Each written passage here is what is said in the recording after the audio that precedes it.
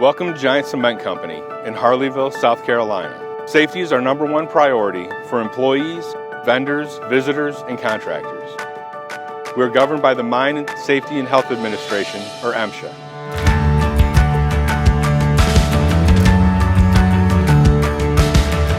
Each contractor must designate a competent person that will perform work area examinations at the beginning of each shift. They must promptly initiate corrective action and notify the designated contractor coordinator, or DCC. These examinations must be documented and ready for inspection. The minimum personal protective equipment required to enter the process area: steel-toe boots, safety glasses with side shields. Contractors are required to wear orange, high-visibility, reflective vests. Hearing protection is required. Hard hats can be any color other than white. Some areas of the facility require respiratory protection. Certain respiratory protection might require a medical evaluation and fit test before use.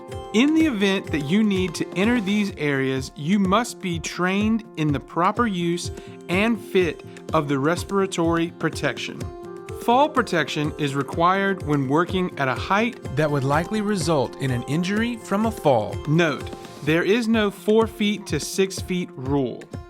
Fall protection is a full body harness and approved anchorage point. Exiting an elevated aerial lift is not permitted.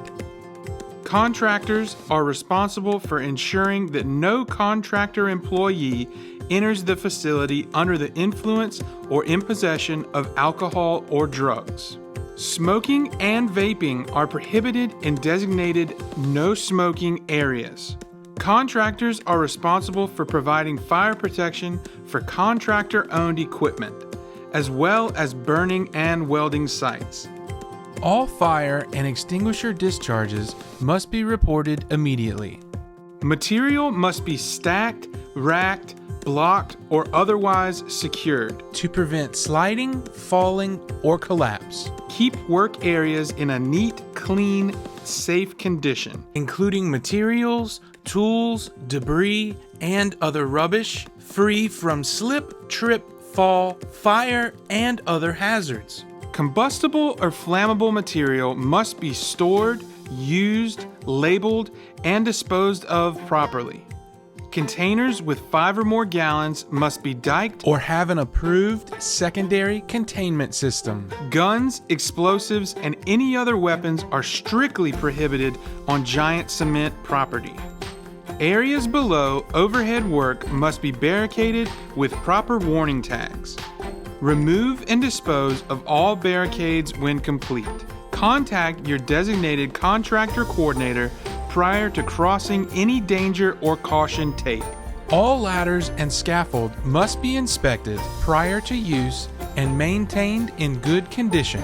Aluminum ladders are not permitted on site. Persons using ladders shall have both hands free for climbing and descending. Cranes and derricks must be maintained and inspected regularly. All self-propelled mobile equipment must be given a documented pre-operation. Each person operating the equipment must conduct their own inspection. If any safety defects are found, that piece of equipment must be tagged out of service until the repairs are complete. Equipment and tool guards must be in place and in use. All electrical wiring must comply with NFPA, NEC, MSHA, and ANSI requirements. Only authorized personnel are permitted to work on electrical installations. Lockout-tagout procedures are required when working on energized equipment. Giant Cement personnel will perform all de-energization of equipment. When entering an electrical room, you must be escorted by a Giant Cement electrician. If you discover broken or exposed wires, open electrical cabinets, or any other dangerous conditions, stay clear and notify the designated contractor coordinator or the safety manager immediately. All locks must have the person's name, contact number, and company attached to the lock. Locks must be removed if you leave the facility. Compressed gas cylinders must be properly secured and used or transported in the upright position with protective caps installed. No giant cement equipment, facilities, tools, etc. can be used by contractors unless specifically permitted by the designated contractor coordinator. This includes compressed air. Never direct compressed air at yourself or other employees. Use the proper blowdown stations located throughout the facility. Follow and obey all traffic signs and notices on plant property. The plant-wide speed limit is 10 miles per hour. Mobile equipment always has the right of way. Contact the quarry manager or shift foreman before entering the quarry. Keep in mind that area operates on a keep left, which means that we drive on the left side of the road at elevated speeds that may be disorienting. This area also has a speed limit of 45 miles per hour. Do not enter areas you are not assigned, authorized to work in, or travel through. Wheel chocks and emergency brakes are required when parking vehicles or equipment inside of the process area. Never transport employees in an unapproved manner, like using the bucket of a loader or the bed of a truck. Electrical cords, oxygen, acetylene hoses, welding leads, etc. must be protected from damage when stretched across areas where vehicular traffic is likely. Hot work permits are required in some areas of the plant.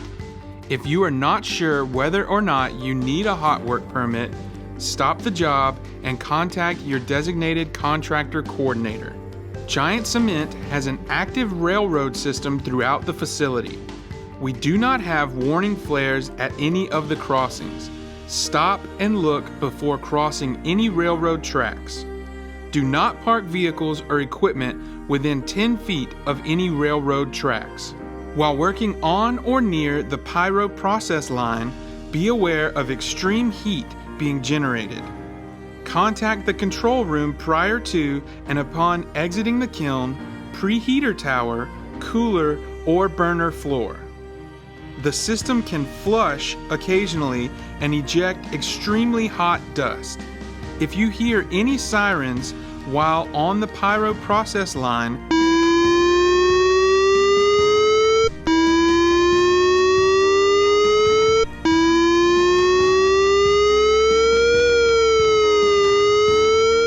exit the area.